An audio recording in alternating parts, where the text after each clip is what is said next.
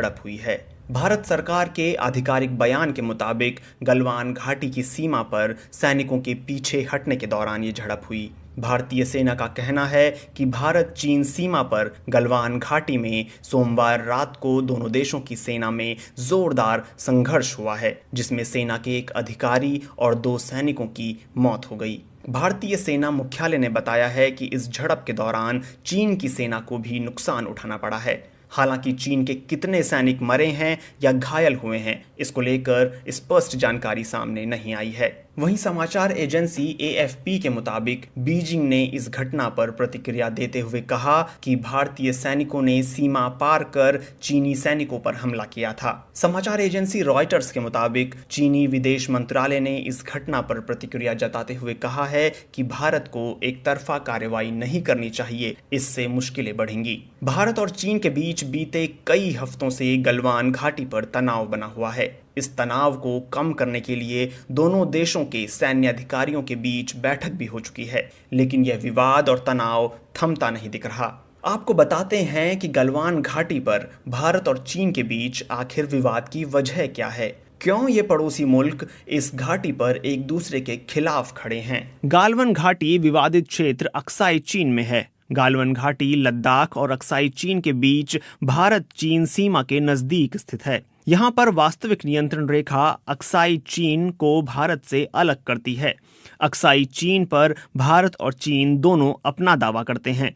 ये घाटी चीन के दक्षिणी शिनजियांग और भारत के लद्दाख तक फैली हुई है। जवाहरलाल नेहरू यूनिवर्सिटी के पूर्व प्रोफेसर और अंतर्राष्ट्रीय मामलों के जानकार SD मुनी बताते हैं कि ये क्षेत्र भारत के लिए सामरिक रूप से बेहद महत्वपूर्ण है, क्योंकि ये पाकिस्तान चीन के शिनजियांग और लद्दाख की सीमा के साथ लगा हुआ है।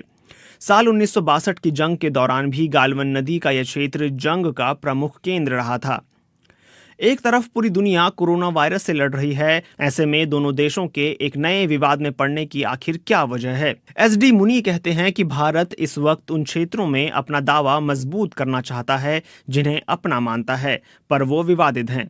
वह बताते हैं कि इसकी शुरुआत तो साल 1958 से हो गई थी, जब अक्साई चीन में चीन ने सड़क बनाई थी जो कराकोरम रोड से जुड़ती है और पाकिस्तान की तरफ भी जाती है।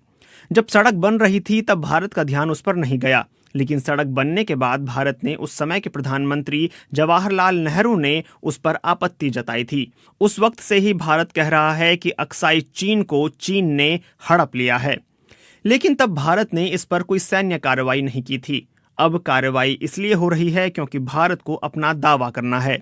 जैसा कि POK और गिलगित बाल्टिस्तान को लेकर भारत ने अपना दावा मजबूत करना शुरू कर दिया है। उसी संदर्भ में अक्साई चीन में भी गतिविधियां हो रही हैं, लेकिन अब चीन को इससे परेशानी होने लगी है।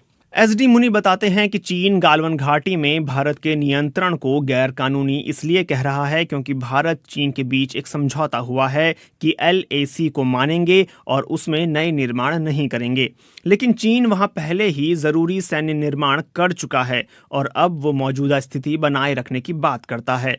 अपनी स्थिति मजबूत करने के लिए अब भारत भी वहां पर सामरिक निर्माण करना चाहता है। POK से लेकर अक्साई चीन पर भारत की बदलती रणनीति की वजह क्या है?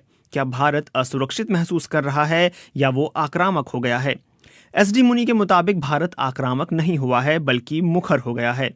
जिन जगहों पर वो अपना अधिकार बताता रहा है, अब उन पर अधिकार जताने लगा है। वह कहते हैं कि साल 1962 के मुकाबले आज का भारत बेहद सशक्त भारत है। आर्थिक दृष्टिकोण से भी ये मजबूत है। उसके अलावा चीन जिस तरह से उभर कर आया है, उससे खतरा बढ़ा हुआ है। पाकिस्तान से भी भारत के संबंध बेहद खराब चल रहे हैं और इससे खतरा ज्यादा बढ़ जाता है। ऐसे में भारत सरकार को लग रहा है कि उसे अपनी सीमाओं को सुरक्षित करना चाहिए। अगर अक्साई चीन में भारत सैन्य निर्माण करता है तो वहां से चीन की सेना की गतिविधियों पर नजर रख पाएगा। वहीं ग्लोबल टाइम्स ने एक रिसर्च फेलो के हवाले से लिखा है कि गालवन घाटी में डोकलाम जैसी स्थिति नहीं है। अक्साई चीन में चीनी सेना मजबूत है और तनाव बढ़ाने पर भारतीय सेना को इसकी भारी कीमत चुकानी पड़ सकती है। इस संबंध में जानकारों का मानना है कि चीन की स्थिति वहां पर मजबूत तो है, जिसका भारत को नुकसान हो सकता है, लेकिन कोरोना वायरस के चलते चीन अभी कूटनीतिक तौर पर कमजोर हो गया है। यूरोपीय संघ और अमेरिका उस पर खुलकर आरोप लगा रहे हैं, जबकि भारत ने अभी तक चीन के लिए प्रत्यक्ष तौर पर कुछ खास नहीं कहा है। ऐसे में चीन भारत से संतुलित रुख अपनाने की उम्मीद कर रहा है। भारत इस मोर्चे पर चीन से मोल तोल करने की स्थिति में है। कोरोना काल में दो देशों की सीमाओं पर तनाव पैदा होने से क्या उन पर दबाव बढ़ेगा? चीन ने भारत पर कोरोना के मामलों से ध्यान भटकाने के लिए सीमा विवाद पैदा करने का आरोप लगाया है। इस पर एसडी मुनी कहते हैं कि कोरोना वायरस से लड़ाई अपनी जगह है और देश की सुरक्षा अपनी जगह। चीन भी दक्षिण चीन सागर में अपने सैन्य निर्माण का विस्तार कर रहा है। दुनिया कोरोना वायरस से निपटने में व्यस्त है, लेकिन फौज तो कोरोना वायरस से नहीं लड़ रही है। फौज अपना काम करेगी। ये सामरिक महत्व के मसले हैं जो कोरोना